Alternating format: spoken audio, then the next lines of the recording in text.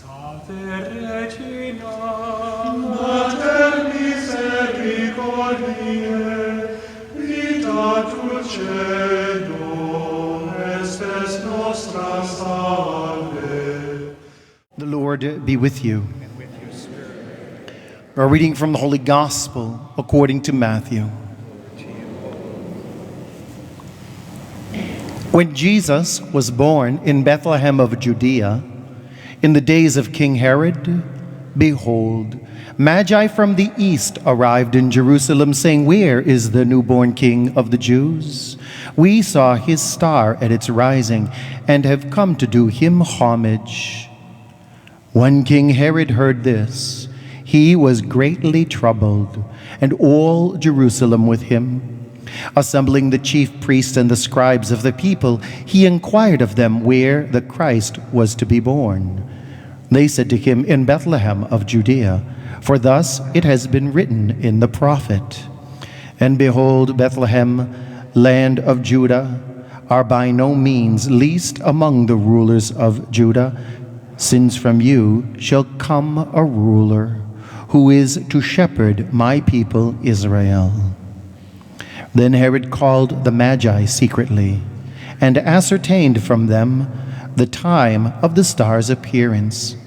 He sent them to Bethlehem and said, "Go and search diligently for the child.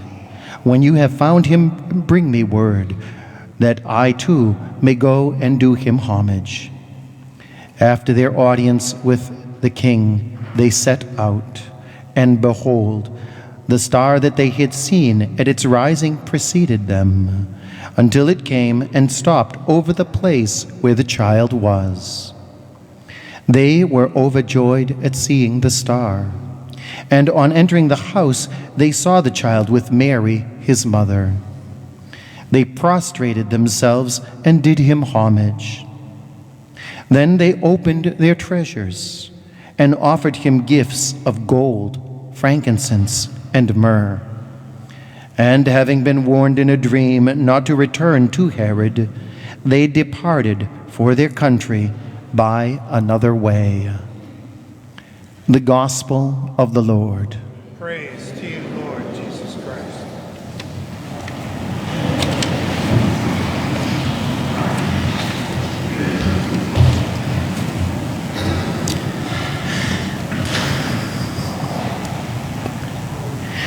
This past week, while meditating on this passage, I decided to take a different look at this. And so I placed myself in Herod's shoes. I wanted to feel what he was feeling. And so I kind of went into a contemplative state and just thought about Herod. And I was reminded of when I was first ordained a priest. I went to see the bishop a week before I was ordained. The bishop wanted to interview me about my placement.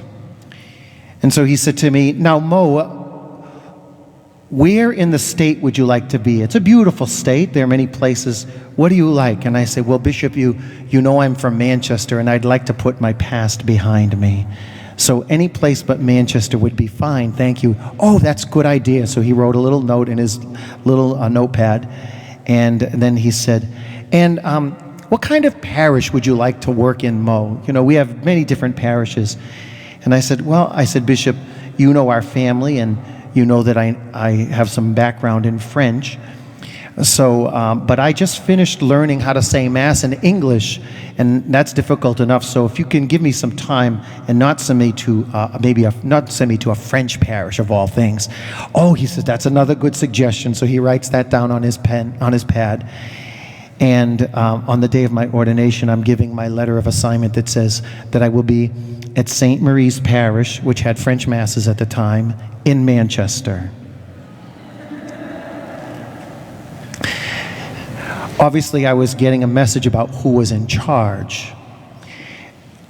About 3 months went by, and someone in my family said to me, "Mo, there's an edge to you that doesn't seem to go along with the newness of your ordination. And so I took that to serious prayer, and I started to realize that I was angry. I was angry because the bishop and God himself intruded into my world with something that I didn't like. I'm sure that's never happened to you. And I think for our purposes this morning, this is what's happening to Herod. He's got a nice kingdom.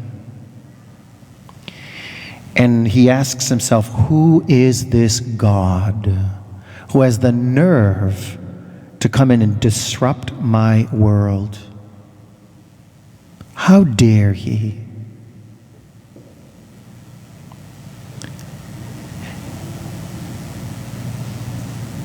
On the other hand, the wise men also experience a great disturbance, and they respond in a different way. Their response to the disturbance and the star is to discover what meaning there is for them in this disturbance. Herod, in his investigation, consults wise people, and he comes to know that this is the Christ. This is the Messiah. He is told this is the Messiah who from the ages has been foretold. And he so clings to his power that he does not want to accept this Messiah who's disturbing his world. And on the other hand, the wise men are prepared to come and bow before a new king because they see light shining in darkness. Sometimes Jesus enters into all of our lives, doesn't he? And he causes a disturbance.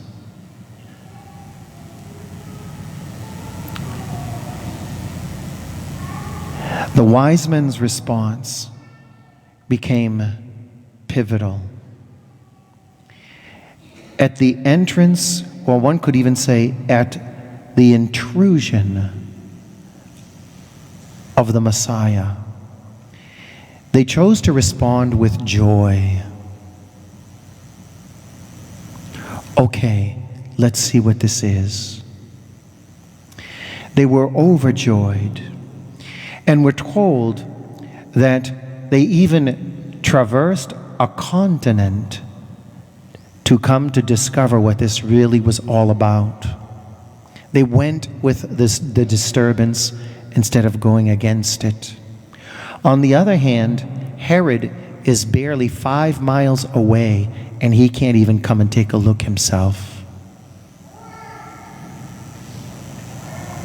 Because he's so angry and upset about this disturbance. I can tell you that from almost 30 years later in my priesthood, I can look back and say that the bishop didn't really disturb me. He gave me a great gift. And I had to come to realize that and experience healing in my own life and get rid of anger and see the beauty of what happened to me in my first 6 years of priesthood in this parish. And what a marvelous gift it was when at first it seemed like a terrible disturbance. What the wise men did was not only did they start to experience joy because they saw that the light had come and the glory of God was shining, and they looked at it that way. And we're told when they got to the manger, they prostrated themselves. In other words, their reaction to the disturbance was, let's go to God and let's worship. Let's completely lay our lives down and worship. Let's trust Him. Let's worship. The next thing we're told that they did was they opened their treasures. For our purposes this morning, I saw that as the opening of themselves, the gift of who they were. In other words, they were saying, I am surrendering my life to this intrusion. I am surrendering my life to this Messiah. Let him do with me what he wants. Because I know, I can see he's a great king. And knowing my own track record, knowing my own history for making decisions and choices, I think I should trust him better. I think I should trust him more. And so they open their treasures before him, and they literally offer their lives. They surrender themselves to Jesus. One of the last things that these wise men do, they're told in a dream not to go back to Herod because he has a destructive end in mind for the child. Now that's interesting because Herod, in his paranoia, believes that the intrusion that God has made on him is for the destruction of his empire and his life. If Herod only would have awakened to see that all things work for the good for those who are loving God and are called into his plan, and he only has goodness and beauty in mind for us. And even the tragedy of the intrusion of something like a cancer is really a call to embrace life in all its fullness, isn't it?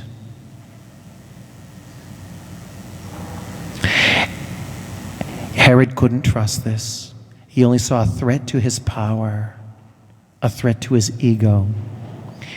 The wise men are told, you can't go back to Herod. You can't go back that way.